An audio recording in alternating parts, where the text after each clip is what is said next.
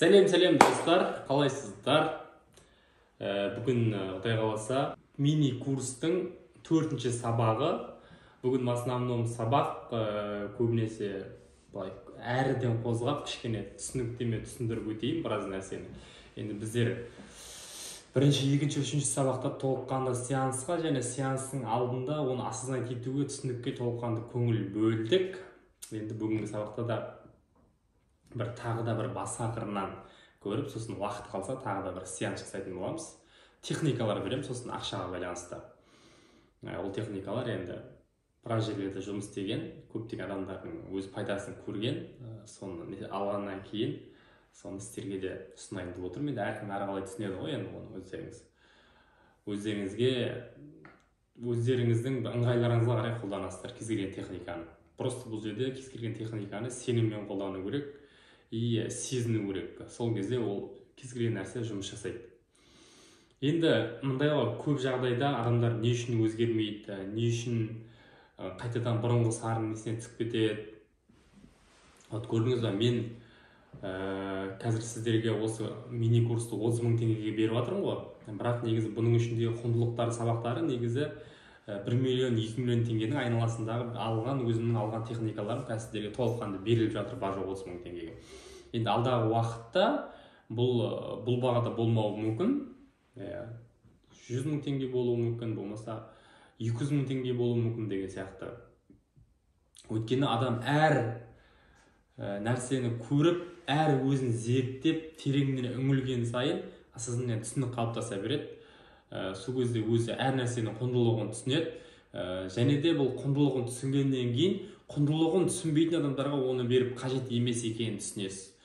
Сол үшін де мен осыны сіздерге осы 30 000 теңгеге бердім. Енді ары қарай бұндай баға келесіде болмауы мүмкін, тура осы не болса да, курс болса да. Хорошо, сабаққа оралайық. Бүгінгі сабақ, енді қараңыздар, сіздің адам ақпараттан тұрады. Оны қайта-қайта айтып жүрмін сіздерге, адам ақпараттан тұрады жалпы. Оның алған ақпараты қандай болса, оның өмірінің мәні, қазіргі сіздің түсіріп жатқан өміріңіз осының алдындағы алған ақпараттарыңызға байланысты. Бұны қайта-қайта айта берем. Неге айта берем? Өйткені адамда нейрондық байланыс бекіу керек, түсінесіздер ме? Нейрондық байланысты бекіген кезде ғана сізде сенім мен сезім пайда болады. Сенім мен сезім пайда болған кезде ғана сізде нәтиже болады, түсінесіз ба? Бұл сенім, сезім деген нәрселер просто эмоционалды нәрселер көзге көрінбейді да, просто нәтижесімен береді. Сізде, значит, нәтиже болмай жатыр ма? Значит, сізде сенімсіздік әлі қорқыныш сол нәтижесін беріп жатыр. Ол нәтиже болмай жатқанның өзі нәтиже ол, түсінесіз ба? Сіздің осыны қабылдай алмай жатқанның нәтижесі. Ал нәтиже болып жатқан адамдарда осыны қабылдағанның нәтижесі, сенгеннің, сезінгеннің нәтижесі болып жатыр. Сондықтан да қараңызда, сіздің қарайтын, араласатын, мейлі қарайтын болсын Инстаграм ғой, қазір енді біздің негізгі әлеуметтік желіміз. 9 адамыңыз кілең жылайман, өзіне сенімсіз, әсіресе қалаулымда отыратындар. Негатив айтатындары, өсек айтатындары, біреуге риза емес, то анау, то мынау кілең негатив айтатындары. 9 адам сондай адам тыңдайтын болсаңыз, 10-шы адам сізде бір күні сондай боласыз. Жаңа ғана айттым, адам ақпарат, түсінесіз ба? Осы нәрселерді сіз бессознательно тыңдап жүруіңіз мүмкін, мен басқа адам, ол басқа адам деп. Бірақ ми оны түсінбейді, оны көре бергеннен кейін норма деп қабылдайды, түсінесіз ба? Норма. Осы нормаль екен дейді да, сіздің өміріңізді солай қарай жетектеп бастайды. Сіздің алдыңызда сондай оқиғалар толықтырып бастайды, көрдіңіз ба? Солай өміріңіз сондай толқында сол неде тербеліп кете береді. Содан кейін сол нәтижелер, соған байланысты нәтижелер сізге айналып келе береді.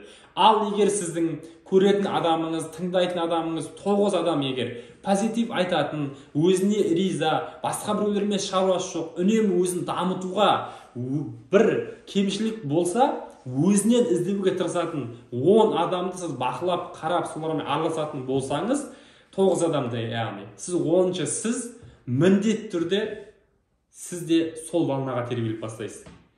Сіздің де миыңыз, мынау нормаль нәрсе екен деп қабылдайды да, сол нәрселерге қарай сізді жетектеп бастайды. Білесіз ба? Сондықтан да ақпарат бұл өте қазіргі заманда мына виртуалдық әлемде интернеттің құлы болып кетуден өте сақ болыңыздар. Интернетті тек қана барынша екі мақсатта ғана қолданыңыздар. Тек пайдалы нәрсе алу үшін және ақша табу үшін. Болды, осы екі мақсатта қолданған кезде сізде мынандай өзгеріс болады. Сізде мынандай нәтиже болады сізде. Вот сондықтан да басқа нәрсенің барлығы, ақаға, қоқаға, суқаның барлығы сіздің уақытыңызды жұлып жатыр. Сіз құлсыз өз, көрдіңіз ба? Пайда жоқ па одан? Ештеңе алып жатқан, я білім, я ақша тауып жатқан жоқсыз ба? Сіз оның құлысыз өз. Көрдіңіз ба? Сондықтан да осыдан өте сақ болыңыздар. Қазір бұл өте бір үлкен бір дерт сияқты нәрсе.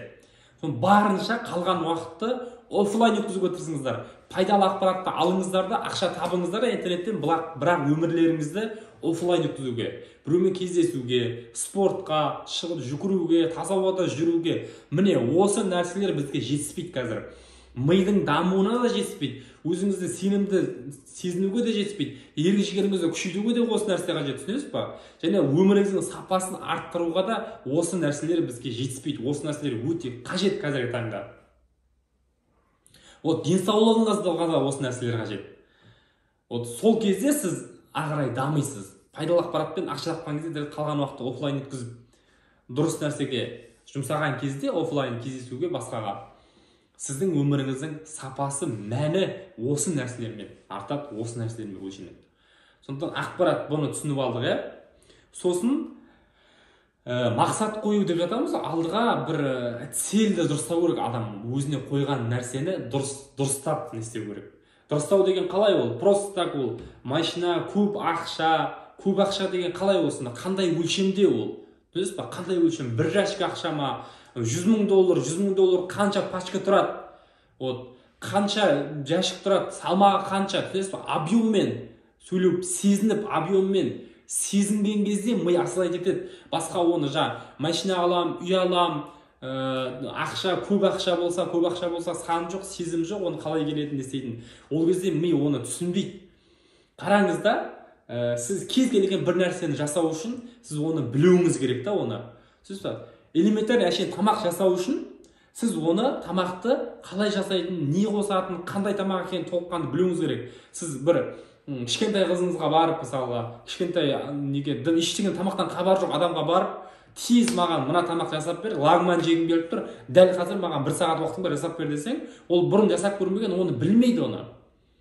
Ал оны былай жасайсың, қамырда былай не істейсің, ананы қосасың, мынаны қосасың, бұрыш қосасың, созасың, оны кесесің, суға саласың, май құясың деп барлығын түсіндіріп, шак-шагын түсіндіріп берсеңіз, вот деп содан кейін лагман пайда болады, содан кейін оны жейсің деп айтсаңыз, ол түсінеді оны, сол бойынша жасайды. Тура сол сияқты миға да түсінік керек. Не үшін машина алғыңыз келеді? Вот машина алу үшін, мысалға, бұл жерде эмоция маңызды, эмоция. Сіздің просто арман, деген арман болмайды ол. Машина алдыңыз, машинаның ішіне отырдыңыз, отырған кезде қайда барғыңыз келеді? Бір достарыңызға барып мақтанғыңыз келе ма? Үйіңізге, ата-анаңызға барып көрсеткіңіз келе ма нәтижеңізді? Вот, осы кезде қандай сезімдер болады сізде? Осы сезімдерді сезіну маңызды, егер сол арманыңыз орындалды. Миға, түпсанаға сол маңызды, түсінесіз ба? Осы нәрселерді сезінген кезде, вот сізге ми әкеп береді осы нәрсені. Осы нәрсеге байланысты алдыңыздан жолықтырып отырады оқиғаларды. Осы сіздің сезімдеріңізге байланысты. Вот қайта-қайта сезініп, сене берген кезде, бұл сіздің түпсанаңызға нормаға айналады да, оны жасайтын түпсана өзінен өзі идеяларды сіздің басыңызға сала береді. Сондықтан да арман қойған кезде дұрыстап сезіммен қойыңыздар, сезініп білетін нәрселеріңізді қойыңыздар. Сезініп көріп, не үшін үй алғыңыз келеді мысалға, оның ішінде қалай жатқыңыз келеді, аяқты көтеріп қойып жатасыз ба, рахаттанып демаласыз ба, оның қандай болғанын қалайсыз, ішінде 5 бөлмелі болған кезде ол 5 бөлмесінде не нәрсе тұрғанын қалайсыз, және қай бөлмесінде кімнің жатқанын қалайсыз, вот көрдіңіз ба? Осыны көріп, визуалды түрде көріп көзіңізбен, және сезініп, сол кайфты көзіңізбен көріп жатқан кезде қандай эмоция болады, сол түпсанаға түскен кезде сол нәрсе сіздің өміріңізде орындалады. Вот осы нәрсеге өте мұқият мән беріңіздер. Ақшаға байланысты да осы бұл. Сол үйге, машинаға, ақшаға байланысты осы. Ақшаны да нақты, ақшаны оны алып, жинап алып, сіз оны бүркеніп жатпайсыз, астыңызға төсеп болмаса тамақ қылып жемейсіз ғой. Оны бір жерлерге жұмсағыңыз келіп тұр, түсінесіз ба? Сол жұмсайтын нәрселеріңізге жұмсаған кезде сіздің эмоцияңыз қандай болады? Сол нәрселерді сезінген кезде сосын ақшаны көріп білу. Қаншалық дәрежеде тапқыңыз келеді, қаншалық дәрежеде. Тапқан кезде қандай сезім болады сізде? Вот көрдіңіз ба? оның көлемі қандай, мысалы қалай алып жатсыз, бар алып жатқан кезде қалаған затыңызды, мысалы алтын бола ма, күміс бола ма, көлік бола ма, үй бола ма, алып жатқан кезде эмоция қандай, көрдіңіз ба? Осы нәрселерді сезініп, соған беріп жатқан ақшаны көзіңізбен көріп, осознать етіп, эмоциямен сезінгенде тіп санасы көзі сізге ақша табатын идея береді. Сол кезде сізге ақшалардың потогымен сізге керек ақшаны алып келеді. Осыны жақсылап тұрып түйіп алыңыздар. Міне, ақша болмаудың сол басты себептері, бірінші себеп сол қойған арман мақсат целіңіздің дұрыс болмауы, сізді прямо сезініп, осознать етіп, сенбеуіңіз ол нәрсеге, осының әлсіздік тұсынан бұл нәрселер сіздің өміріңізде орнамайды. Екіншіден, қалай баратыныңызды білмейсіз ол нәрсеге. Сезіндіңіз, сендіңіз, бұл басты нәрсе сезініп, сену, сезініп сенгеннен ми сізге идея тастап отырады күнде. Ол сезініп, сендіңіз да, деп аспанға қарап, маған қаяқтан түседі екен, неге болмай жатыр, неге орындалмай жатыр емес, сезініп, шынайы сезініп сенгеннен кейін міндетті түрде сіздің басыңызға идея түседі.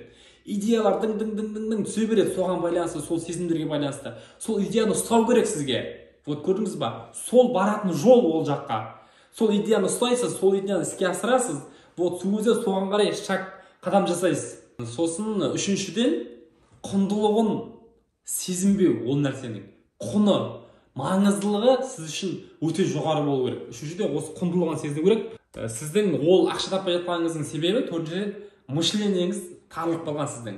Сізде белгілі бір мынандай не бар, шаблон бар, белгілі бір ненің ішінде сіз өмір сүріп жатсыз. Одан әрі, одан шығып, төмен жоғары, оң қаптыл соқпылға шығып, сіз ойлай алмайсыз, дейсіз ба? Осы бекіп қалған шаблонның ішінде өмір сүресіз. Мен сол шаблонды бекіп қалған бытшысын шығарып жою үшін сіздерге бірінші, екінші сабақта жостық сеанстар кетті. Әсіресе екінші сабақта. Соны қайталап көріңіздер. Сол берілген сіздерге блок шешу сеансы, сол сіздердің мына бекіп қалған шаблондарыңызды бытшысын шығарып, жарып шығуға.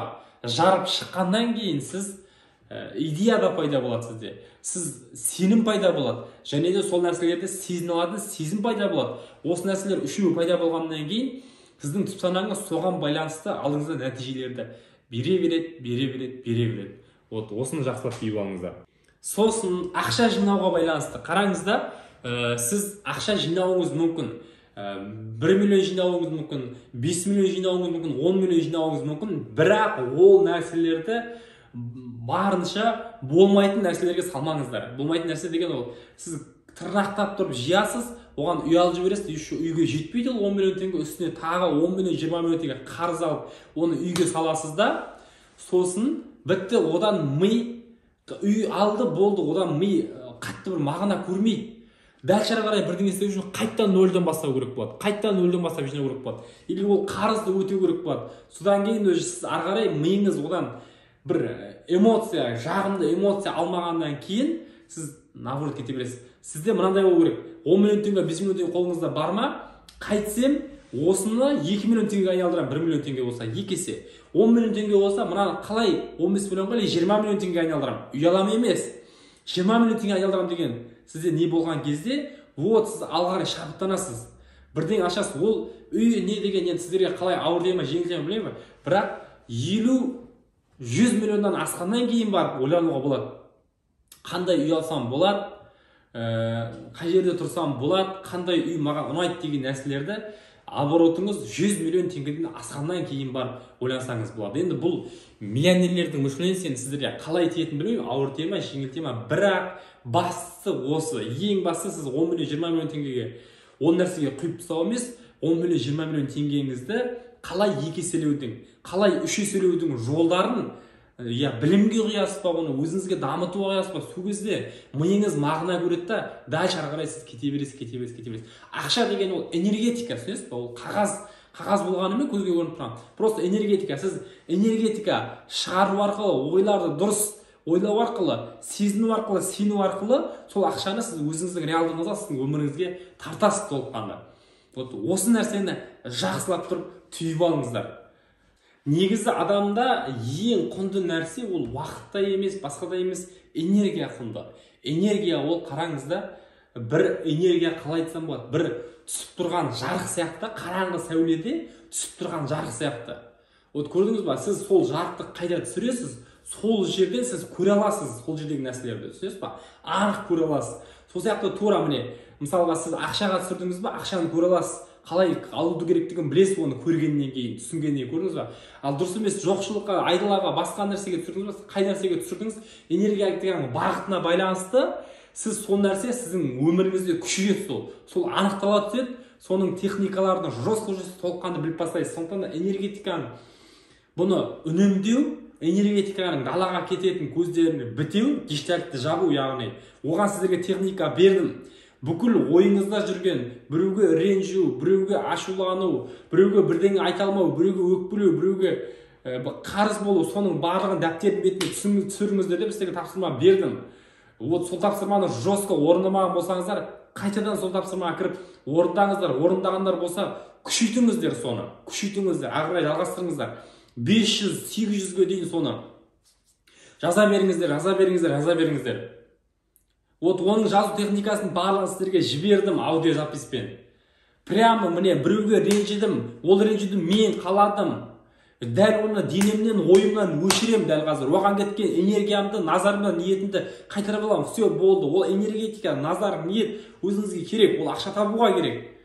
Ол жақсылыққа, ол бақытты өмірді сезінуге керек, ол энергетика. Бақытты өмірді жасауға керек.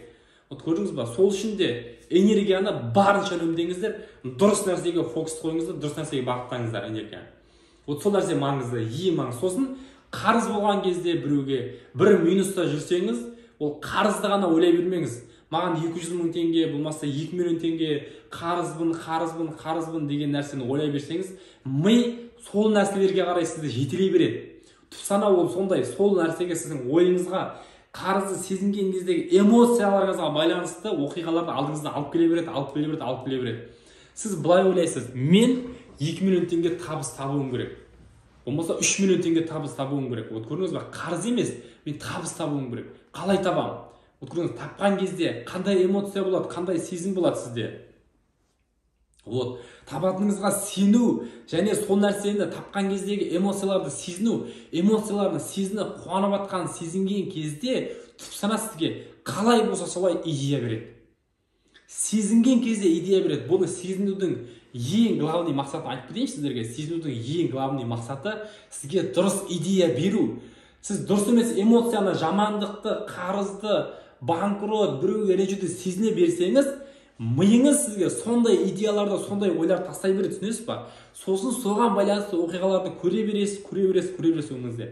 Ал миыңызбен дұрыс эмоцияны сезіну, сену арқылы сізге дұрыс идея, мықты идеялар келеді, мықты идея тастайтын адамдар келеді. Сосын адамдардың айтып жатқан сөзінен өзіңізге керек мықты идеяларды көріп бастайсыз. Неге? Өйткені сіздің миыңыздағы эмоцияңыз, сезіміңіз, сеніміңіз өзгерді болды. Ол адам өзгермеуі мүмкін, ол адам бұрынғы әңгімесін айтып жатыруы мүмкін. Бірақ сіздің эмоцияларыңыз, сезім, сенімдеріңіз өзгергеннен кейін, оның ішінен тек керек идеяларды іліп аласыз өзіңіз. Керек идеяларды сіздің миыңызда крючок өзіне іліп алады. Өйткені миыңызда сіздің позитив та, миыңызда сіздің дұрыс эмоция, дұрыс сенім, дұрыс сезім. Сол үшін де сол нәрселерді көріп бастайды айналасынан. Вот көрдіңіз, сол нәрселер арқылы нәтиже келіп бастайды. Вот сондықтан да осы нәрсені мұқият түйіп алыңыздар. Қарыз емес, қалай табам, міне сол 2 миллион теңге табуым керек.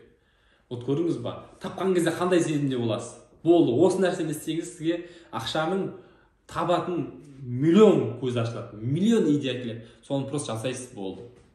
Вот көрдіңіздер ме, осы нәрселер өте маңызды. Енді ары қарай сіздерге бір-екі техника берейін ақшаға байланысты. Бұл өте мықты техникалар, өте жақсы жұмыс істеген, прям мықты тренингтерде, мықты адамдарда результат болған техникалар. Сондықтан да соны сіздерге беріп жатырмын. Енді ол әркімге әртүрлі техника жұмыс жасайды. Анау неге мен жасадым, жұмыс жасамай жатырмын, мынау неге, значит, сіз сенім әлсіз. Сенім әлсіз болғаннан кейін сіз кванттық әлемдегі шексіз ақшаны өзіңізге тарта алмайсыз. Ал сізде сенім мықты болған кезде, ақша мына әлемде шексіз деген, мына әлемде кең қылып көрген кезде, ол сізге кеңінен, оңайынан келе береді. Қараңыздар, бұл техника, қолдарыңызды аласыздар, мен саусақ техникасы. Міне, қараңыздар да, осылай әр саусақтарыңызды тигізесіздер, міне бастарын осылай көрініп тұр ғой барлығы сіздерге, да? Міне қараңыздар, осылай ұстайсыздар қолдарыңызды, көздеріңізді жұмасыздар да, міне қолдарыңызды уже қызып, энергетикасы жесткий адамдар, бұл менің қолым қызып бастап жатыр қазір. Қызып бір-біріне энергетика теуіп бастайды. Бұл энергетика, ақша бұл энергетика, осыны түсініп алыңыздар. Міне қараңыздар, қолыңыз осылай көзіңіз жұмасыз и сезінесіз. Сіз қанша уақытта, 1 айда ма, 2 айда ма, 3 айда ма, қанша ақша тапқыңыз келеді. Міне, соны сезінесіз. Осыны 10 минут бойы сезініп тұрасыз. Сол ақша қолыңызда тұрғанын, алақаныңызда энергетикамен сол ақшаны өзіңізге тартып атқаныңызды, сол ақша сіздің өміріңізде болып атқан кездегі сіздің эмоцияңызды, қандай қуанып атсыз ба, не істеп атсыз, көрдіңіз ба? Соны сезінесіз, 10 минут бойы осылай қолыңызда, міне екі қолыңызды біріңізге тигізіп, алақаныңызда соны сезіп, энергетикамен соны тартасыз өзіңізге. Осы жаттығуды міндетті жасаңыздар. Біткен жоқ әлі. 10 минут сезінесіз, болғаннан кейін міне қолыңызды ашасыз осылай. Осылай ашасыз да, міне шексіз ақшаның келіп атқанын көресіз міне қолыңыздан. Шексіз ақшаны сіздің реалдығыңызда келіп атқан және оны келіп атқан кезде қандай сезім, көзіңіз жұмулы күйде жасалады бұның барлығы. Қолыңыз жұмулы күйде осылай аласыз да, міне осы ақшалар менің өмірімде шексіз келіп жатыр, шексіз болып отыр. Алла маған осы ақшаларды, қалаған ақшаларымды шексіз нәсіп етіп жатыр, болды міне. Кетті, болды. Осы техниканы күніге 2 рет жасайсыздар. Бұл өте тез нәтижесін береді. Тез нәтижесін өзі сіздің бір алалмай жүрген қарыздарыңыз, болмаса бір береді-ау, или бермейді-ау деп жүрген, или көрімдік біреудің береді, или сыйлықтар, ақша уже сізге келіп бастайды. Просто сеніммен жасаңыздар және сезініп біліңіздер ақша келіп жатқан кездегі эмоцияны. Күніге 2 рет жасайсыздар осыны. Азанда кешке. Осы техника мықты жұмыс істейтін техника, егер дұрыстап сезініп жасайтын болсаңыздар. Енді ары қарай кеттік, сеансқа кеттік ары қарай. Кішігірім тағы да қазір ақшаға байланысты блоктарыңызды, қорқынышқа байланысты, сенімсіздікке байланысты блоктарыңызды аршимыз, іштеріңізді. Құдықты ашқан сияқты, прямо көзін аш дейді, құдықты ашқан кезде құм толып қалады бетіне, соның көзін ашқан кезде астынан көзі шығады да, су жан-жақтан құйылып бастайды ғой. Бұрынғыдан да көбірек өнеді да, тура сол сияқты адамның ішіндегі де дұрыс емес сезімдерді, сенімдерді ашитын боламыз. Сол кезде сіздің көз ашылу деген адамның уже сіздің сезімдеріңіз уже дұрыс бағытқа қарай бағытталып, дұрыс сезімдеріңіздің каналы ашылады да. Бұрын дұрыс емес бұлақ ағып атқан жерден, су ағып атқан жерден енді дұрыс нәрселер, позитив ойлар, сенімдер, дұрыс эмоциялар, қуаныш, үнемі көңілді жүру деген нәрселердің көзін ашатын боламыз. Ол не арқылы, сеанс жасау арқылы. Кеттік, экран жабам, көздеріңізді жұмып, ыңғайлы жерге жайғасыңыздар. Көзімізді жұмамыз, ыңғайлы жайғасамыз. Молодец. Терең тыныс аламыз. Денені босату, бүкіл денені босату өте маңызды. Сеансқа кіру үшін, эмоцияларды, блоктарды шешу үшін сіздің бірінші круг реалист денеңіздің бостығы, расслабленияның болуы, расслабу қоспаңыз денеңізде, бүкіл денеңіз толыққанды прям босату өте маңызды. Осы әр нәрсенің өзінің шарты бар. Как адам тамақ пісірген кезде май құйып бастаған сияқты, тура сол сияқты бұл блокты шешудің де өзіндік техникалары, өзіндік шарттары бар. Сол үшін де ең бірінші шарт денеңізді толыққанды босату. Молодец, терең тыныс аламыз.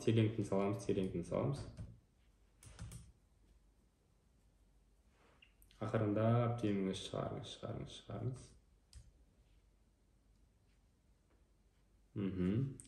Тағы да терең тыныс аламыз. Ақырындап деміңіз шығарыңыз. Ештеңе ойламаңыз. Бүкіл ойды өзінің еркіне жіберіңіз. Посторонний ойлар келеді, кетеді, ешқайсына мән бермеңіз. Молодец. Тағы да терең тыныс аламыз. Ақырындап деміміз шығарамыз. Ештеңе ойламаймыз. Бүкіл денемізді босатамыз. Әр дем шығарған сайын бұрынғыдан да сабырлы, бұрынғыдан да байсалды, бұрынғыдан да денеңіз 10 есе, 20 есе босаңси түсуде. Молодец. Тағы да терең саламыз. Ақырындап денеңізді шығарамыз. Молодец. Дененің барлығын толыққанды босатамыз. Аяқтың ұшынан бастап. Дәл қазір аяқтың ұшына барамыз. Аяқтың ұшын ойша тырыстырамыз. Аяқтың ұшының тобықтың башпайыңыздың тырысып атқанын сезініңіз. Қатты тырыстырыңыз, ойша тырыстырыңыз да. Ақырындап босатыңыз. Сезініңіз, толыққанды босатыңыз. Башпайыңызды, табаныңыз толыққанды босатыңыз. Молодец. Балтырларымызды сезінеміз. Балтырларымызды ойша тырыстырамыз. Қатты прям напряжение тырыстырыңыз ойша. Тырысып. Тырысқан кезде дем алыңыз. Шығарған кезде босатыңыз. Дем шығарған кезде толыққанды босатыңыз балтырыңызды. Молодец. Басыңыз қысылуы мүмкін, ничего страшно. Жүрегіңіз айнуы мүмкін. Бір орында отыра алмай жыбырлап, секіріп, жерді соққылап, ұрып кетуіңіз мүмкін. Сондай нелер болуы мүмкін. Қысып денеңіздің барлығы. Жоқ, шыдаңыз. Шыдау арқылы сол блок сіздегі шешіледі. Бойыңызды ұстап тұрған блок. Оның барлығы сізді тырыстырып атқан, бірден айқайлағыңыз келіп атқан, жерді ұрғыңыз келіп атқан блоктардың бұның барлығы блоктар. Денеңізге сыймай жатыр. Босатыңыз денеңізді толыққанды. Қазір соның бәрін шығарамыз. Тізелеріңізді тырыстырыңыз. Сезініңіз, босатыңыз. Молодец. Жамбастарыңызды сезінеміз, барамыз, көреміз, сол жерге толыққанды прям босатамыз. Адам толқын. Судың толқыны сияқты әр денеңіздегі толқындардың, жасушалардың, ДНК-лардың тербеліп атқанын, толқын болып атқанын және толыққанды босап атқанын сезініңіз. Мамыражайлық тербелуде денеңіздің әрбір жасушасында еркіндікті, мамыражайлықты, толыққанды босаңсуды сезініңіз. Молодец. Қуыңыз сезініңіз. Жатырыңыз сезініңіз. Молодец. Босадыңыз, толыққанды босап атқанын. Прям еркін кайф босап атқанын сезініңіз. Бөкселеріңіз сезініңіз, толыққанды босатыңыз. Молодец. Кіндігіміздің сезінеміз. Толыққанды босатамыз. Іш құрылысымыз толыққанды көреміз, сезінеміз. Босап атқанын сезінеміз. Оң қабырғамыз сезінеміз. Босатамыз толыққанды. Молодец. Сол қабырғамызға барамыз, сезінеміз. Толыққанды босатамыз. Молодец. Ештеңе ойламаймыз. Тек қана денемізді толыққанды босата береміз. Арқамыз сезінеміз. Омыртқамыз сезінеміз. Омыртқамыздың әрбір бөліктерін сезінеміз. Әрбір бөліктен деталь түрде сезініп көріп, соны толыққанды босап атқанын сезінеміз. Молодец. Бұрынғыдан да 10 есе, 20 есе денеңіздің босаңсып атқанын сезініңіз.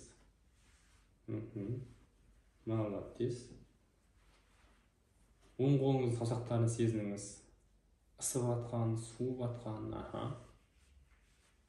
Әрбір тамырларыңызда қанның жүріп атқан толыққанды сезініңіз. Босатыңыз.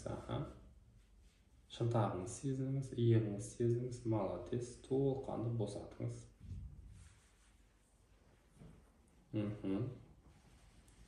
Молодец. Сол қолымыз сезінеміз, саусақтарын сезінеміз. Толыққанды босатамыз.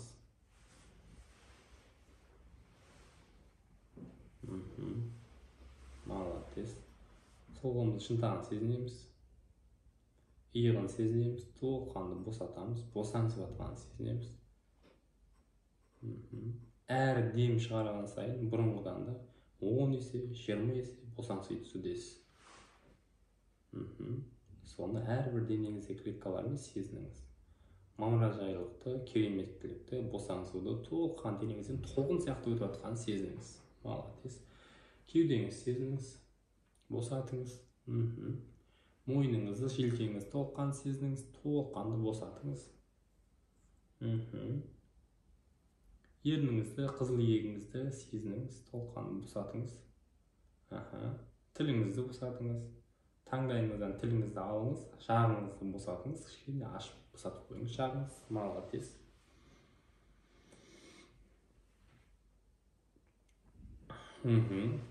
Қасымызды сезінеміз. Толыққанды босатамыз. Маңдайымызды сезінеміз.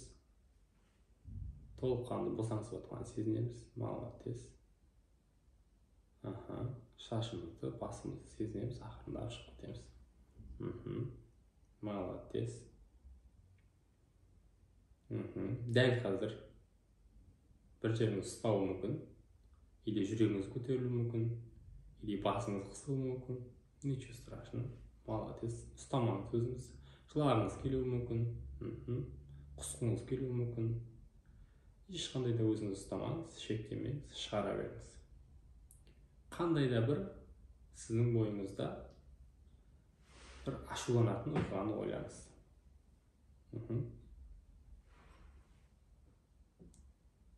Сосын сізді қорқытатын бір оқиғаны ойлаңыз. Сезініңіз прям денеңізбен. Қай жерден ұстап тұр сізді? Ішіңіз ашуланған кезде қай жеріңіз ұстайды сіздің? Тамағыңыздан ұстай ма? Ішіңізден ұстай ма? Жинаған кезде жүрегіңіз қатты соғып кетеді ма? Тамағыңыз қысып қала ма? Көрдіңіз ба? Сол нәрсені сезінеміз. Сол жерге барамыз. Кімнің қай жері ұстап тұр, қай жері ауырып тұр, сол жерге барамыз. Соны шығарамыз толыққанды. Молодец. Ештеңе қалдырмаңыз. Ол қандай бейнеде тұр? Қара құм сияқты ма, тас сияқты ма, бұлт сияқты ма, кез келген қасық, вилка болуы мүмкін, пышақ болуы мүмкін, бір адамның бейнесі болуы мүмкін. Все. Барлығын өзінің шыққан жеріне қайтарамыз. Өзінің есіне қайтарамыз. Тазалаймыз. Прям жұлып аламыз өзімізге кедергі болып тұрған эмоцияларды. Сезінеміз. Сіздің денеңізді босатып, өзінің иесіне қайтып атқанын, өз еркімен, өз жұмысымен кетіп жатқанын сезінеміз. Әрі ұстап тұрған денеңіздегі эмоцияларды. Молодец. Бүкіл денеңізді босатыңыз. Қандай да бір жеріңіз ұстап тұр, сол жерге барыңыз. Сол жерде ұстап тұрған, түйнеп тұрған қандай нәрсе, соны көріңіз, қараңыз, соны денеңізден босатыңыз. Денеңізден босатыңыз прям. Әрбір ДНК-ңыздағы дұрыс емес эмоцияларды, сезімдерді, дұрыс емес белгілі бір нәрселерді сіз ұстап тұрған бүкіл денеңізден шығарыңыз, босатыңыз. Жылағыңыз келуі мүмкін, жылаңыз. Құсқыңыз келуі мүмкін, құсыңыз. Ұстамаңыз өзіңізді. Молодец. Молодец. Дәл қазір балықшаққа барамыз. Дәл қазір балықшаққа барамыз. Бүлдіршін кезге барамыз. Барамыз. 3 жасымызды ойлаймыз. 3 жас пен 5 жас оталы. 3 жас пен 5 жас оталы. Молодец. Не істеватсыз? Кімсіз? Көріңіз. Айналаңызда кім? Біреу сізге ашуландырып жатыр ма сізді? Эмоцияңыз түсіріп жатыр ма? Қандай оқиға болып жатыр? Соны бәрін көріңіз, қараңыз. Кез келген балалық кездегі бір ашуланған кезіңізге барыңыз. Ренжіген кезіңізге барыңыз. Кімге ренжідіңіз? Не үшін ренжідіңіз? Сол сезім сізде дәл бүгінгі дейін қайталануда. Түсінесіз ба? Балалық кезде қалған сезім, эмоция дәл бүгінгі дейін сізде кедергісін жасауда. Сезінеміз соны, сезінеміз. Сен анаңның құрсағынан босанған кезде сенде ешқандай бір нәрседен күдіктену, бір нәрсеге күмәндану деген болмаған. Соған өзіңіздің сенімдеріңіз, нанымдарыңыз, алған тәрбиеңіз, көрген нәрселеріңіз арқылы әртүрлі наным сенімдерді бекітіп сол бүлдіршін бала сәбиге сіз әртүрлі эмоцияларды басып баяғы сәби бейнеңізді ұмытып қойдыңыз. Вот соған оралыңыз. Сол сәби бейнеңізді көріңіз. Сол кездегі еркіндікті сезініңіз. Вот ұстамаңыз өзіңізді. Сіз сол сәби бейнеңізді құшақтаңыз. Қысыңыз құшағыңызға. Түсінесіз ба? Қысыңыз жақсылап тұр. Молодец. Сіз осы уақытқа дейін осы сәби бейнеңізде жүрмей, ана эмоцияға, біреуді жамандап, біреуге ренжіп, біреуден кек сақтап, осы нәрселер арқылы өзіңіздің эмоцияларыңызды, жүрегіңізді жараладыңыз. И осының барлығын мен ересекпін деп өзіңіздің ішіңізге көз жасыңызды құйдыңыз осы уақытқа дейін. Өзіңізді іштей жедіңіз, қинадыңыз, шығарыңыз соның бәрін. Дәл қазір шығарыңыз. Ештеңе қалдырмаңыз. Менің даусым сіздің ішкі даусыңыз. Шығара беріңіз. Молодец. Шығарыңыз. Өзіңіз қинап келген эмоцияларды, қорқыныштарды, сенімсіздіктерді, біреулерге ренжулерді, болашақта сенбеулерді, осының барлығын шығарыңыз. Молодец. Шығара беріңіз. Молодец. Шығып жатыр. Молодец. Шығара беріңіз. Аха. Молодец. Шығара беріңіз. Әбден тазарғанға дейін шығара беріңіз. 10-ға дейін санайын. Әбден шығарып, тазалап шығарыңыз. Шығып жатыр. Молодец. Шықты. 1, 2, шығара беріңіз. 3, 4, аха, молодец, шығарыңыз. 5, аха, шығара беріңіз. Почти өзі денеңізде қалмады. Ұстап тұрған, тырыстырып тұрған белгілі бір нәрселер ештеңе қалмады дедіңіз. Әрбір ДНК-ңыз тексеріңіз, қалдырмаңыз ештеңе. 6, 7, молодец. Уже денеңіздің барлығы прям аппақ болуда, тап-таза болуда. Соны сезініңіз, мөлдіреген су сияқты тап-таза. 9, 10, молодец. Мен айтам, соны қайталаңыз. Менің жаным, менің еркін рухым, молодец. Менің жаным мен рухым еркін, сенімді түрде сезінген күйде айтыңыз. Менің жаным мен рухым еркін, молодец. Менің жаным, менің еркін рухым, молодец. Қайталаңыз. Менің жаным, менің еркін рухым, молодец. Қайталаңыз. Мен дәл қазір бақыттымын. Прям бақытты сезініңіз. Бақыттың кайфын бүкіл денеңізбен сезініңіз. Мен дәл қазір бақыттымын. Естисіңдер ма? Мен дәл қазір бақыттымын. Осылай прям сезініңіз. Молодец. Мен дәл қазір баймын. Көрдіңіз бе? Шексіз ақша, шексіз әлем барлығы сіздің қолыңызда. Барлығы сіздің жаныңызда.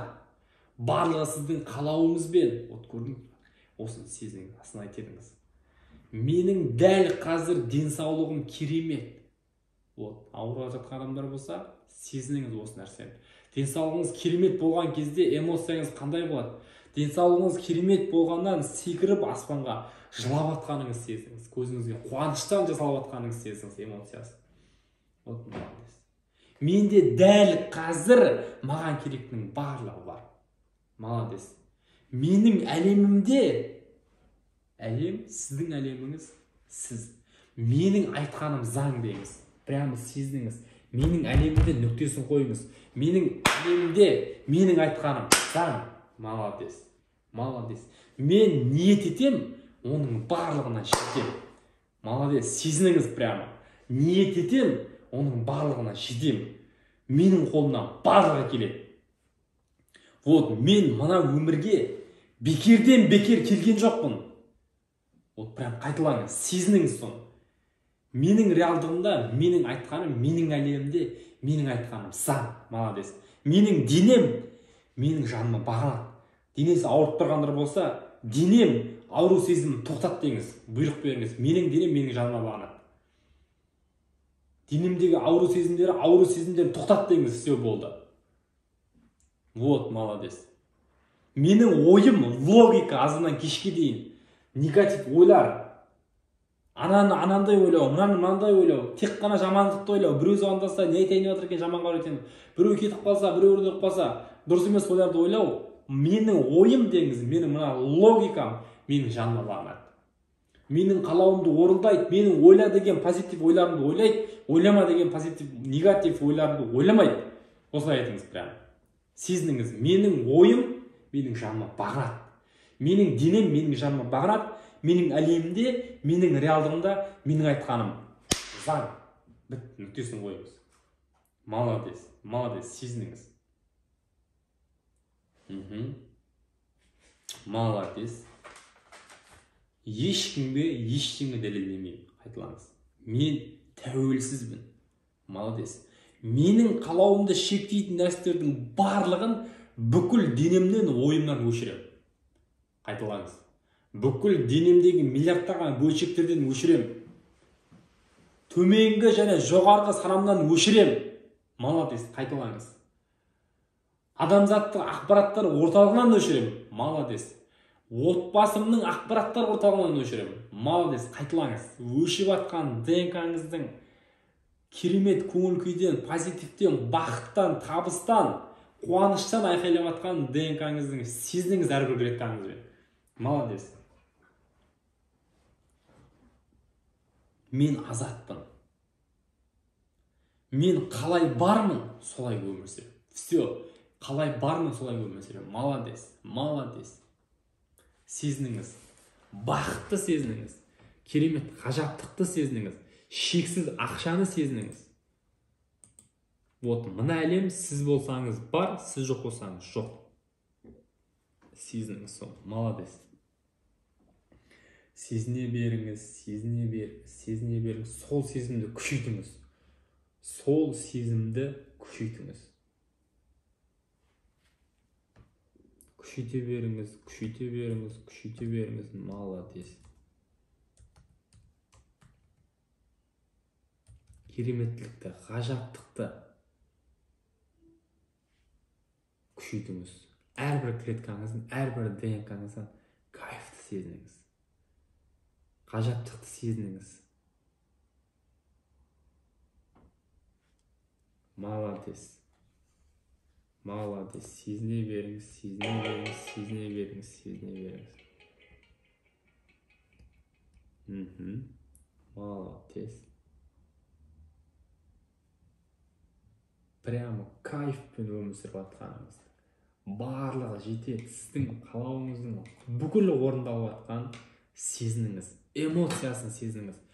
Қуаныңыз, қуаныштан көзіңізден жас келсе, ұстамаңыз, жіберіңіз. Молодец.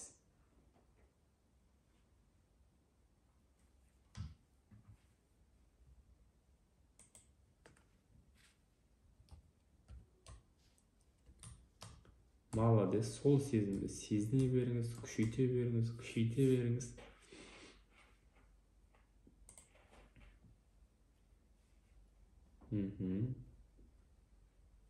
Молодец. Молодец. Күшейте беріңіз соны. Молодец.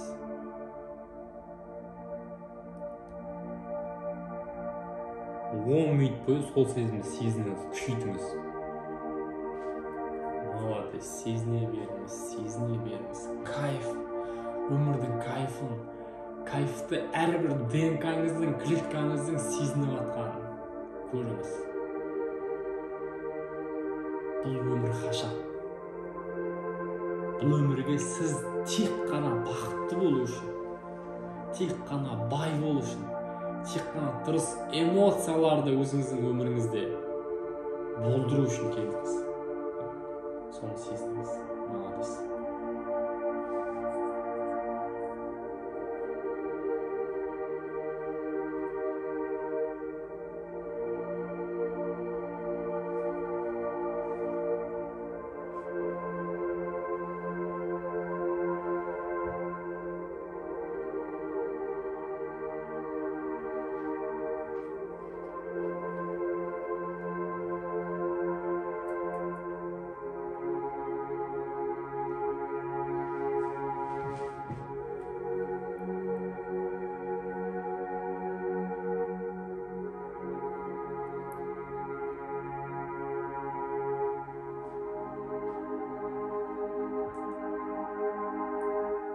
молодец, сезіне беріңіз, сезіне беріңіз, сезіне беріңіз.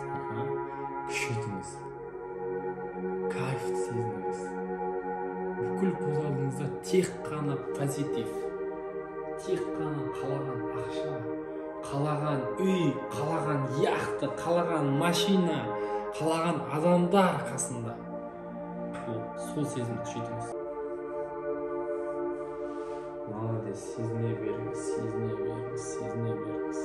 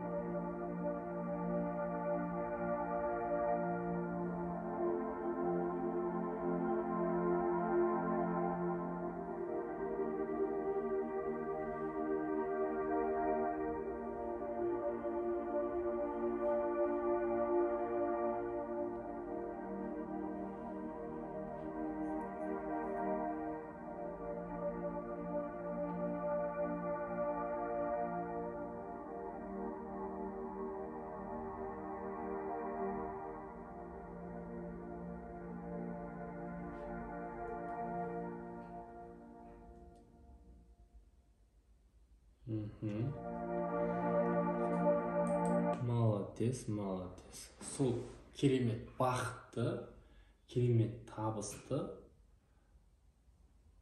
өміріңіздегі тек қана жақсы сәттерді сезінген күйді, шексіз ақшаны сезінген күйді, қалауыңыздың барлығының орындалып жатқанын сезінген күйді ұстаңыз. Соны ұстаған күйде, сол кайфты сезінген күйде ақырында көзіңізді ашыңыз. Молодец, көзіңізді ашыңыз.